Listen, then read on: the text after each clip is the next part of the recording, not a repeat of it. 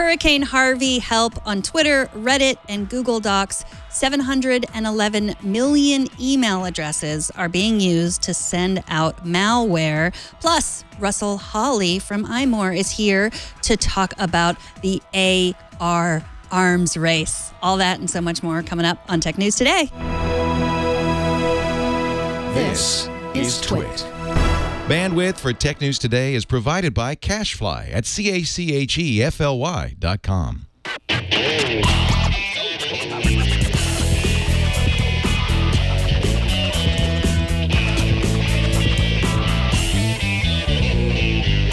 This is Tech News Today, episode 1842, recorded Tuesday, August 29th, 2017. This episode of Tech News Today is brought to you by Grasshopper. Stay connected and run your business from your mobile phone with Grasshopper. To save $50 on your order, visit trygrasshopper.com/twit. Welcome to Tech News Today. This is a show where we tell you what you need to know about the tech news today. I'm Megan Maroney. I'm Jason Howell. You know, it's just like going over and over in my brain right now. What? Blame It on the Rain. Milli Vanilli. We listened to it before the show, and I can't get it out of my brain. Please help me, Megan. Yes. Do the first story. Please. Just push it out of there. Quick. Well, hopefully it's not too soon for any Milli Vanilli jokes for you. If you have not seen endless stories of human bravery and rescue on Twitter this week, then you are officially following the wrong people.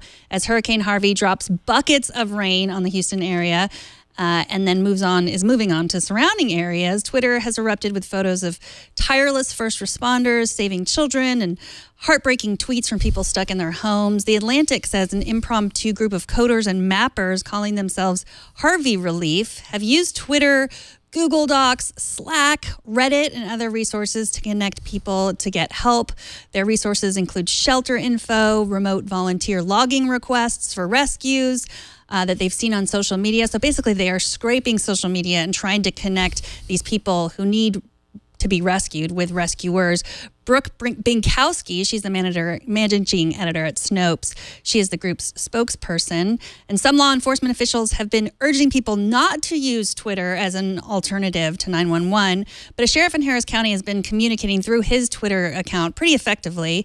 But they say announcing on Twitter that you need help. If you have no followers and no one's there and you don't use hashtags, it might be hard. You should keep trying to call 911, they said. So some of these people are government veterans from Katrina, so they know what they're doing.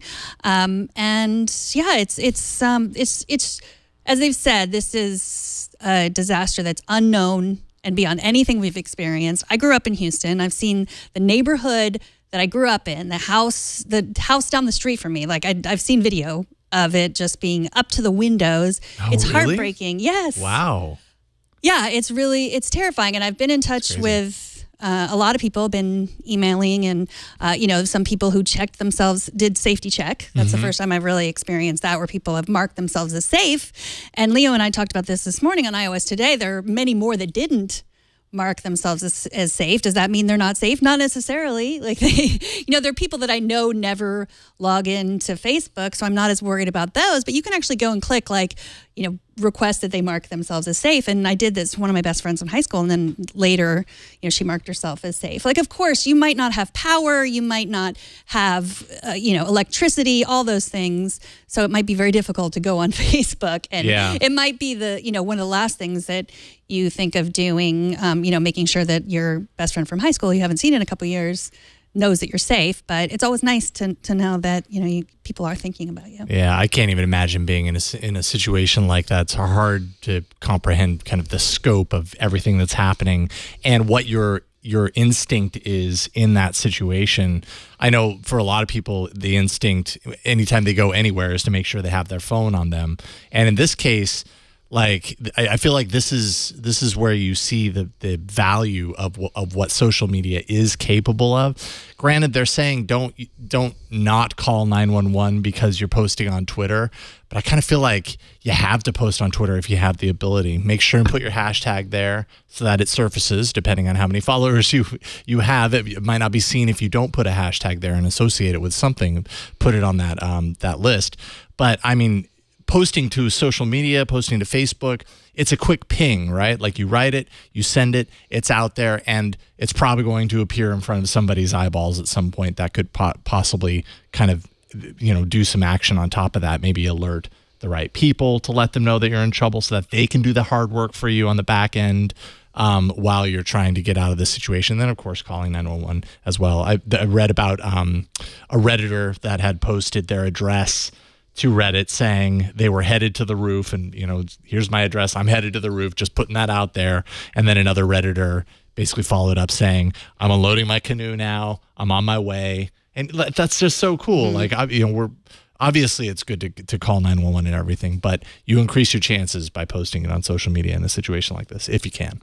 Absolutely. And the negative Nelly inside me is, of course, immediately thinking of that person's address is now on Reddit, is on the internet, and they are known that they have lost their house. And like in the future, you can imagine a world in which people will then target those people that they take advantage of that. Please don't do that. I don't know where my mind went to that. I'm going to think more about the beautiful pictures of people rescuing each other. I mean, the thing you don't think of is Houston is the 4th largest city in the United States. It's enormous. There are so many people there. There's so many new building there. They have a lot of lakes, man-made lakes. It's not really set up for this. Nobody was expecting this at all. When I hear people say oh, why didn't they evacuate? Because they did not know where to evacuate to. That was the thing. Did they want everybody out on the roads so that they could drown out there? No. And so please don't blame people for not evacuating because the friends that I've talked to, they were told to stay or, they didn't, they just weren't prepared for it. So it's not, use social media for good. Don't use it to blame people for not evacuating. Yeah. Please. True that. Ahead of Apple's expected September hardware event, Apple is apparently working overtime trying to secure deals with Hollywood studios to bring 4K UHD video content to iTunes. An updated Apple TV, of course, is expected at the event that's going to support 4K ultra high definition video content. Apple wants to offer movies that support that format. They're looking at the price range of around $19.99. But the Wall Street Journal says that its sources that are close to the discussions reveal that studios are pushing more upwards of $5 or $10 more than that on a title. And I mean, that would be in line with what we've seen. Services like Vudu offer ultra HD titles around $24.99 to $29.99. There's definitely a price premium when you're buying a movie that's in the higher res formats. We've gotten used to that with HD versus SD, and now it's the same with 4K and everything like that. But there's just so much competition in this space right now. I think Apple's very used to having kind of a bargaining power. At least that was the way it was when they were kind of in the process of bringing streaming music and purchase music onto iTunes. They had a lot of bargaining power from their position to really kind of sway things and get really great deals. And now I think that's a lot harder to do. Amazon, Roku, Vudu, all these players are also doing that. Well, I think also what you said about the way they treated the music industry, the way they went in, the way the music executives saw that, and then the movie executives were like, well, we're not going to stand for that. And so Apple's been trying to get into this for a long time. They've been, promising this, Apple TV and a, unique entertainment coming from, and then it's the Apple TV. It's a tiny box like a Roku. Then the Apple TV app was going to change all our lives. And it was basically a search engine for shows that you could already use the old Apple TV to search for what you wanted to see. So I mean, I think that $20 is what they charge for the HD movie. So they want to charge that again, and either they'll be able to or they won't.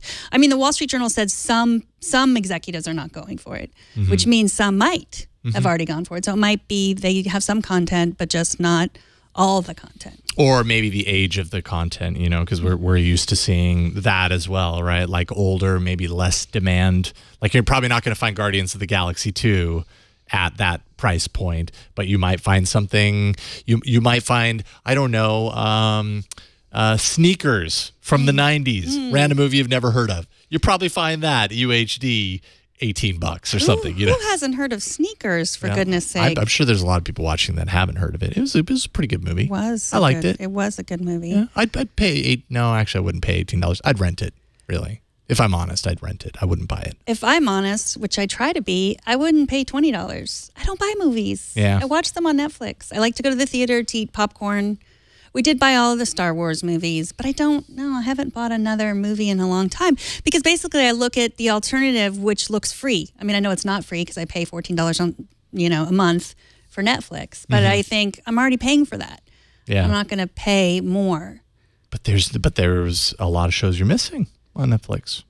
You're not getting some of the movies, especially when they first release. And I think I've talked about this very recently, actually. That's where we end up buying is, well, but we want to watch it now, and it's not available for rent right now, so I guess we'll just suck it up and we'll buy it. And sometimes that proves to be good because we watch it again and again, and sometimes not at all. We've got a couple of suckers in our library as a result. Yeah, I think my kids have aged out of wanting to watch a movie over and over again. Yeah.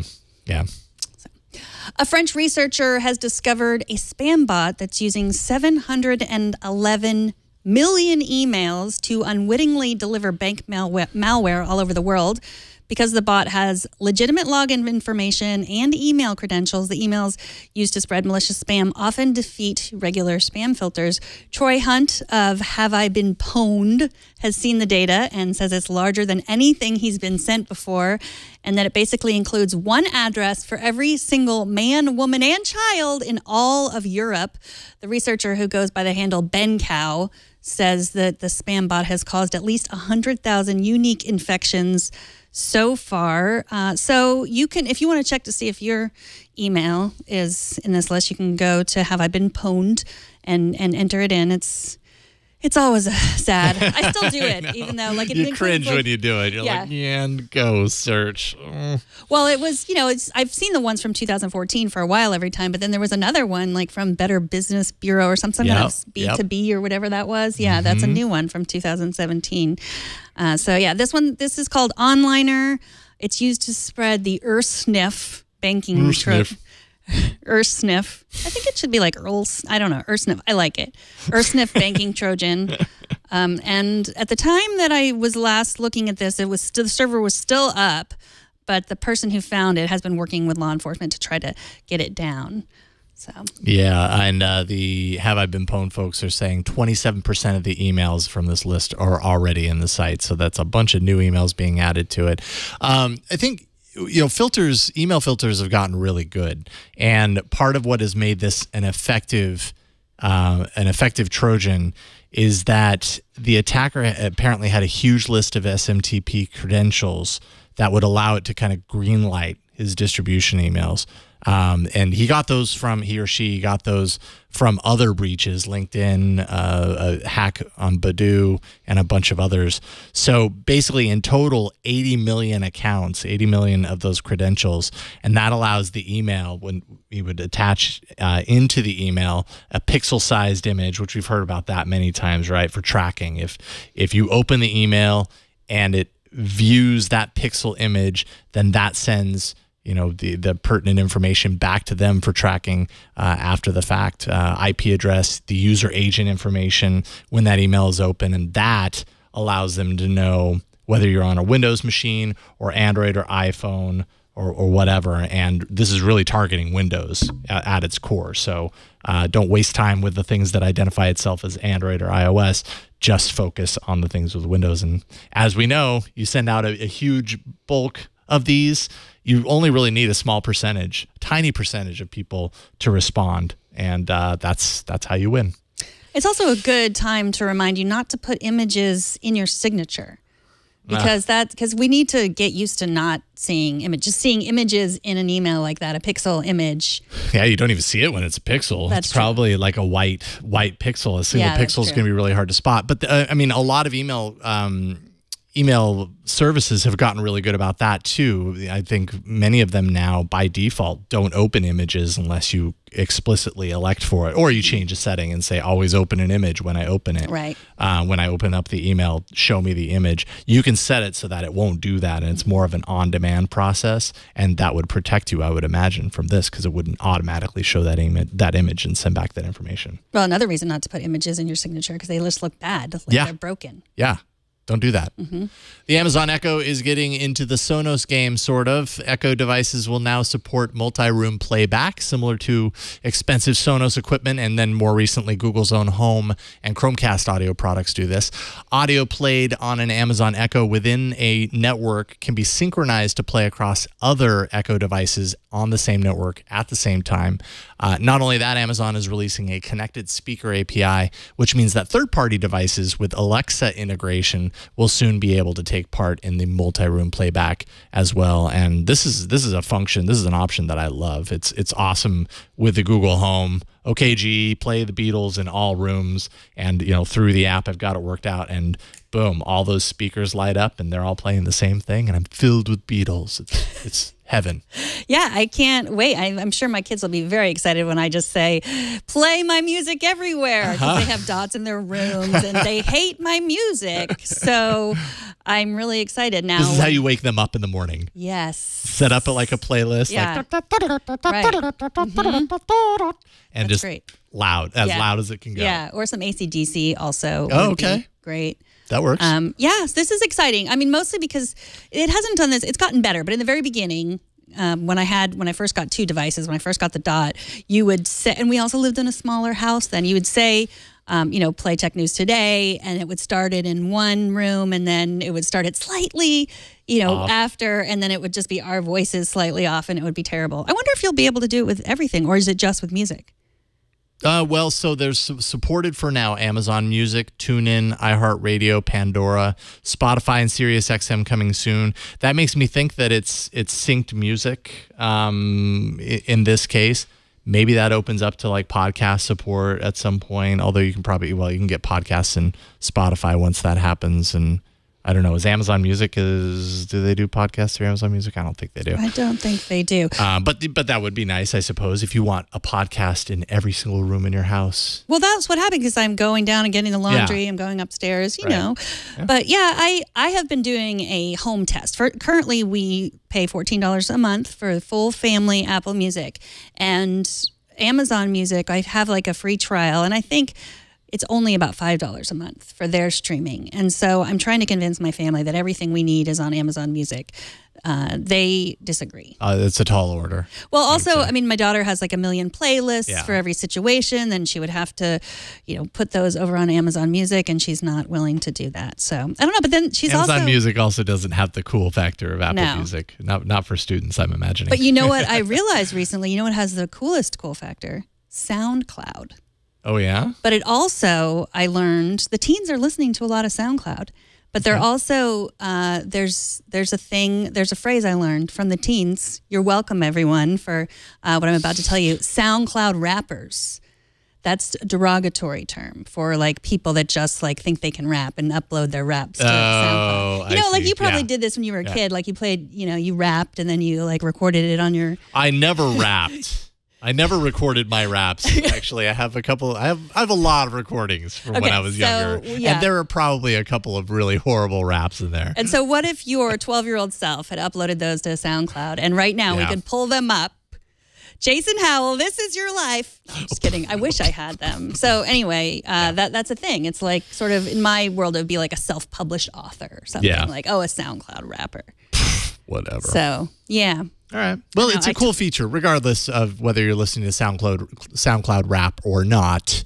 It's nice to be able to hear that music, good or bad, in all rooms at the same time. Right. I really veered off course there. Let's get back on course. Google and Apple are all in on AR. We will discuss with Russell Hawley from VR Heads what that means after the break. But first, let's take a minute to thank Grasshopper. They are the sponsor of this episode. Grasshopper, we've told you before, is a virtual phone system, and it's designed for entrepreneurs, people who have created something, created their own business, and they don't want to spend a ton of money on a phone system. They don't want to spend their time trying to get the phone calls they need. They want to get them to their own personal phone.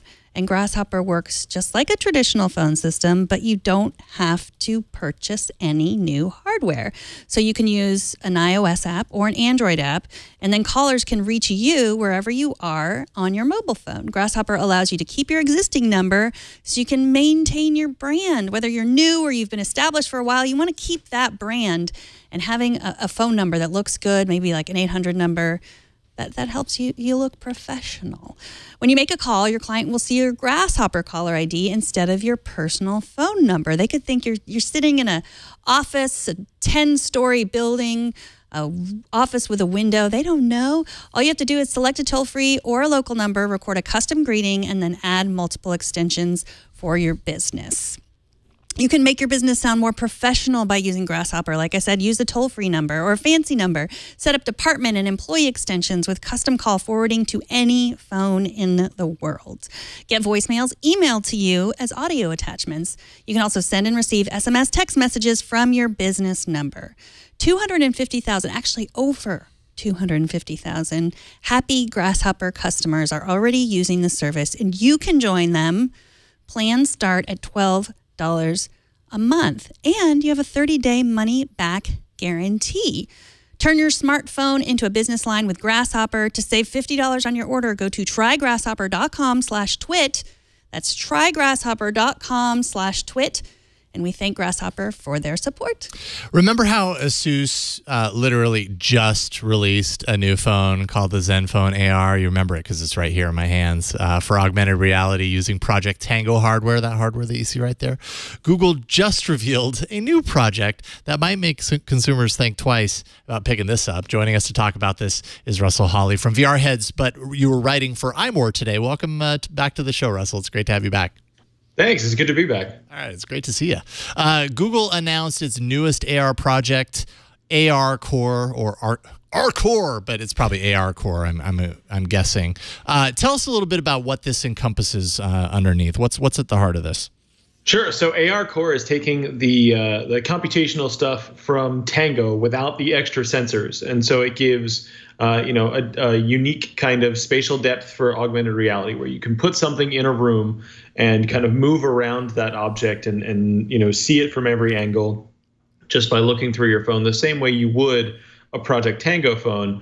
But confined pretty much to that space right in front of you. You're not going to be walking up and down stairs like you would with a Zenfone AR or something like that. This is, kind of localized and contained and very, very similar to Apple's ARKit, or at least what we've seen of it so far. How localized? That's actually an aspect of this that I hadn't considered. With Project Tango, of course, early on when they were demonstrating this, like you were saying, you walk around, you go up, down flights of stairs, it's tracking the entire thing, mapping in real time. With ARKit, I just kind of assumed that it could do something similar to that. Maybe not up and down, but like a huge room. We're in a big studio right now that I could go over there and find something over the corner over there versus here. Is that the same with ARCore?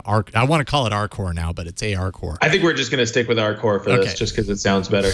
But yeah, so, the benefit to Tango is that, Tango sensors use the different sensors to be aware of, different spaces in different rooms and kind of three-dimensional space, whereas what we're going to see here is very much if it's in an open area, and it could be a massive open area or it can be a small room or a closet or something, and you place an object, then you'll be able to walk around that object and see it. But even in Google's language describing ARCore, it's very much a room that you're going to be operating in, and all of the video examples you see, either outside in an open area or in kind of a single room.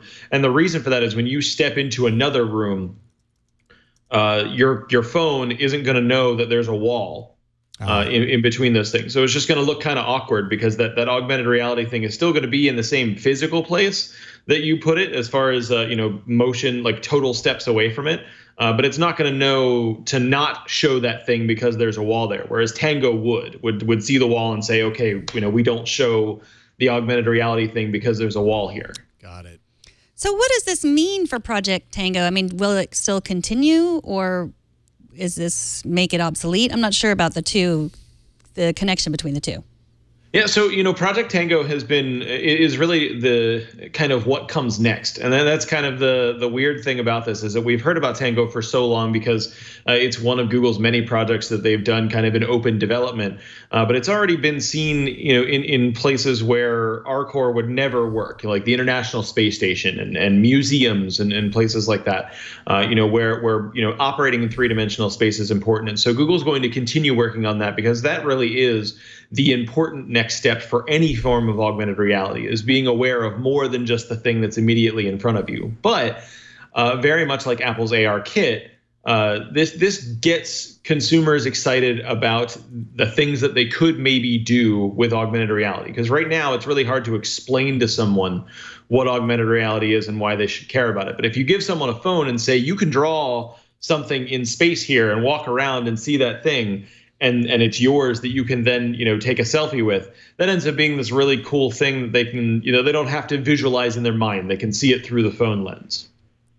Yeah, it's very interesting that this is all happening like right around the same time, right? Like we hear about RCore, which feels a little bit like a reaction to ARKit, which is Apple's thing. And then Apple, of course, today just unleashed this kind of gallery of ARKit experiences. Have you seen some of the stuff there? And how do you think, like are these pretty much on par? It feels kind of like the AR wars are on now between the two big platforms. They have their horses in the race, and it's about to take off. How do you think this is going to play out as far as that's concerned?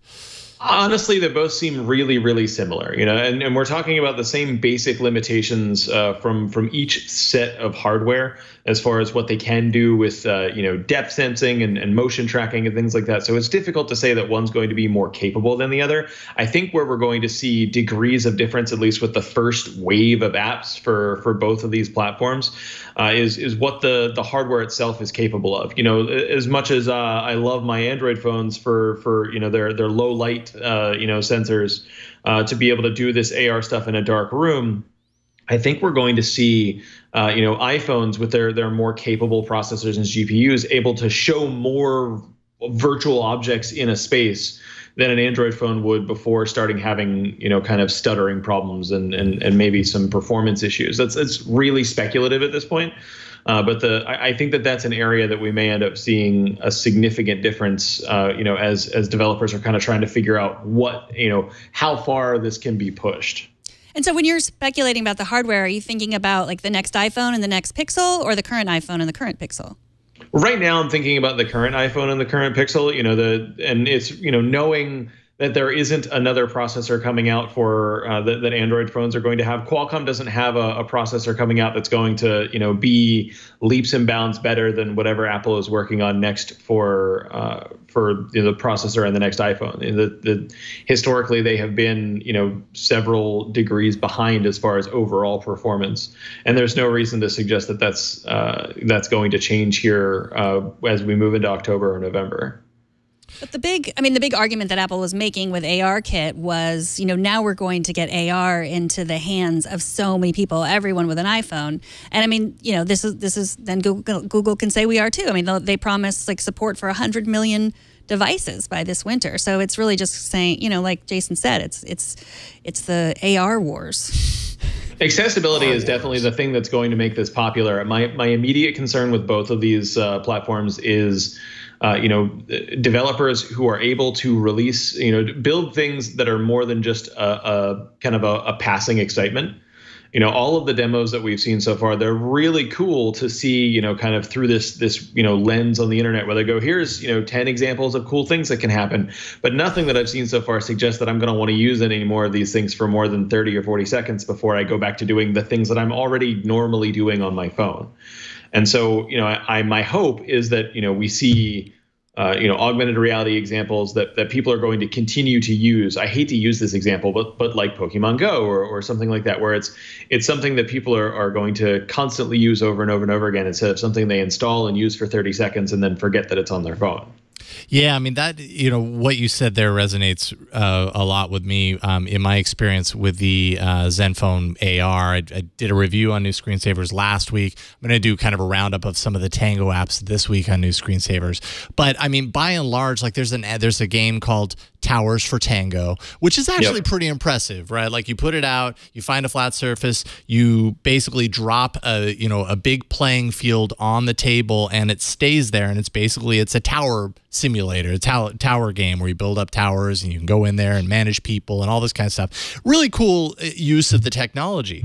However, at the same time, you get real tired of holding this thing out there and going up close and walking around it and everything like that. Like there's something really to be said for sitting back and relaxing and spending 2 hours just tapping at a screen versus holding this like weight out in front of you for long extended periods of time. Pokemon Go is probably a good example of people surviving in that use case for long periods of time. But I would have a hard time doing that in the majority of cases. It would be more like a one-off use case, and that makes me worry a little bit about AR. Yeah, it's going to be the big challenge is, what happens when people say, okay, I'm done with this, I want to go back to Facebook. And I've yet to see a compelling answer for any augmented reality platform, be it, Tango or Arcor or ARKit for what that's going to be. But it's all still really, really early. So, I suspect if we're going to get answers to that, we're not going to see them until probably January or February. Yeah, and knowing how Google develops, builds these things out, it's going to take a while for developers to hop on board for this to actually result in anything tangible. Tango apps, Tango's been around for a couple of years now in limited fashion, no doubt. But I think there's something like 37 total apps in the Play Store that you can get for Tango. But that's the one thing though about this is they have support out of the box from Unreal Engine and Unity.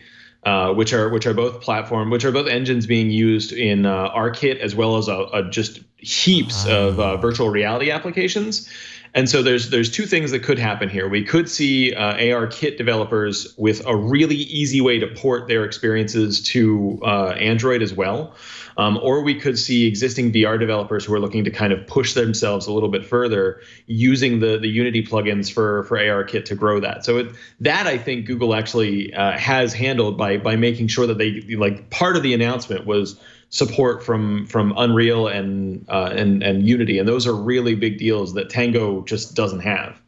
That's a really good point. Not only that really kind of brings me back to my long-term wish for this stuff, and I've thought about this about Tango for a very long time, is that if Tango is really great for tracking, as this will be for tracking, combine that with Daydream support, and you've got mobile version of inside out tracking that could be really powerful compared to what we have already, especially with the motion controller. Those two things working together, that could be really compelling.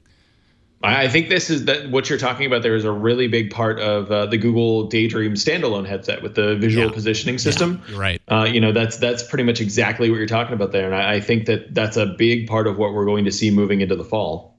Okay, so now I'm excited again. All right. Russell Holly, VR Heads, and of course, his article today is in iMore. You can check it out. It might also be in VR Heads, but I saw it on iMore. Thanks as always for hopping on with us, Russell. We really appreciate it. Thanks for having me. All right, we'll talk to you soon. Good to see you. We got some feedback. Yes. Prentice writes, in show 1840 for Friday, you spoke about the Second Amendment. I'm curious how you interpret it because you mentioned that others don't interpret it correctly. I love the show until you guys insert politics, and then most times I skip ahead in the podcast. Thank you, Prentice. Did I say the Second Amendment? I might have said the Second Amendment, and that was my bad. I meant the First Amendment. And what I meant was that you have the freedom to protest, but I don't believe that you have the freedom to protest violently, and I think some people interpret it that way. Also, it officially says that Congress shall make no law to restrict free speech, but companies can restrict it. And so when someone says, when Twitter blocks someone and someone says that's a violation of the First Amendment, then I think that's what I mean by people interpreting it not the same way I interpret it. And I apologize. That must have been very confusing if I said Second Amendment.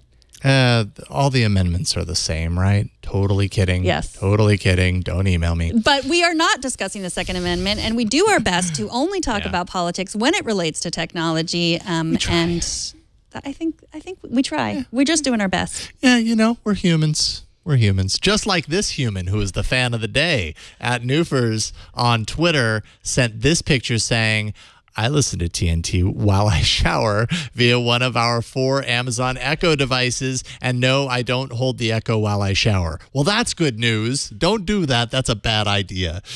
Show us how you watch or listen to TNT. Just record a video or take a picture of yourself or your setup. Post it on Instagram, Google+, Twitter, or Facebook. Use the hashtag HowIWatchTNT, and we'll find it. I'm also happy that you don't shower with Google Glass on, because I know of this one guy that did that, and it kind of went viral. So don't do that. That is not the only How I Watch we've gotten in the shower. And that's right. No, we've had the other instances. Yeah. And I also sometimes listen to the show in the shower. TBH. I don't.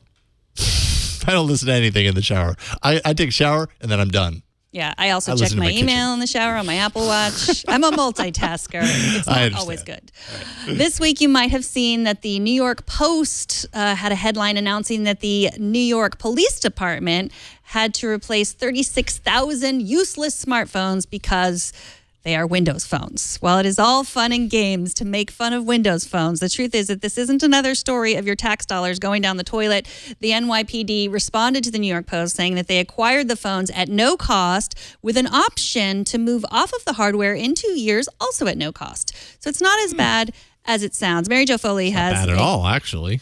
No, but they said that the reason why they chose Windows phones because iPhones and Android phones didn't allow them to, quote, cost-effectively utilize prior investment in custom Windows applications. Yeah, that was actually a big component of what Satya Nadella had laid out, I think, in 2015, is this idea that sure, they would have consumer phones, but they would also have devices that were very customized to specific use cases. This would be kind of like a prime example of that. Yeah. So, and then they're moving to iPhones.